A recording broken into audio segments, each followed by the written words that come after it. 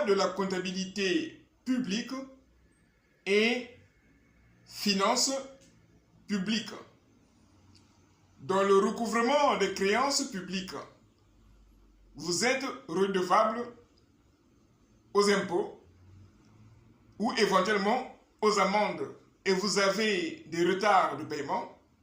Le comptable public, suite à des rejets de prélèvement, est-il recevable à vous imposer un échéancier au risque de recevoir un avis tiers détenteur ou au contraire, vous en tant que débiteur, vous avez le droit de vous opposer à cet échéancier en lui proposant celui relevant de votre convenance.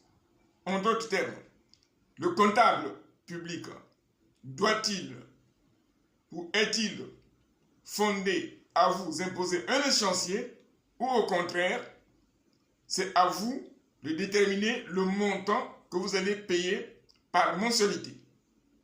Dans la pratique, lorsque le créancier passe par un huissier, c'est l'huissier qui vous impose un échéancier sous peine d'avis tiers détenteur sur votre compte. Or, telle n'est pas la position du droit. Que dit le droit public, notamment l'article 13 de la Déclaration universelle des droits de l'homme, réaffirmée par la Constitution, dit que, en ce qui concerne les dépenses qui participent au fonctionnement de l'administration, une contribution commune est indispensable. Elle doit être répartie envers tous les citoyens en fonction de leurs facultés.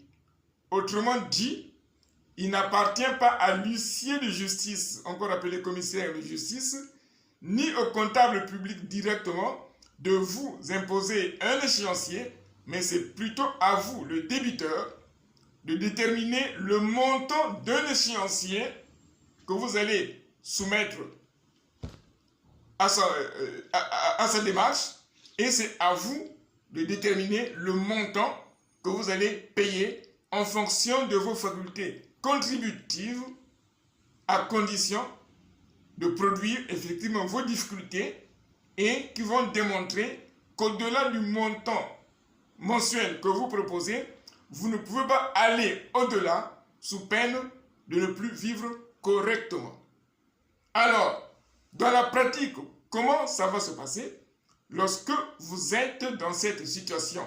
Si c'est un huissier qui vous met la pression, on se calme, vous lui envoyez un courrier dans lequel vous allez lui dire qu'en ce qui concerne le recouvrement des créances publiques, il appartient au débiteur de proposer ou de mettre en place ou de définir un échéancier correspondant à ses facultés contributives qu'il va payer.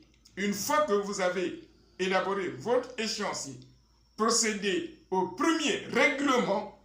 La preuve du premier règlement oblige le commissaire de justice d'arrêter les procédures. Et c'est en ce moment que vous allez maintenant pouvoir gérer votre situation occasionnelle de crise financière, si on peut se le permettre ainsi, ou à défaut de difficultés économiques momentanées, pour essayer de rééquilibrer vos comptes et reprendre le paiement normalement. Donc, en procédant de la sorte, vous allez renforcer votre sécurité juridique.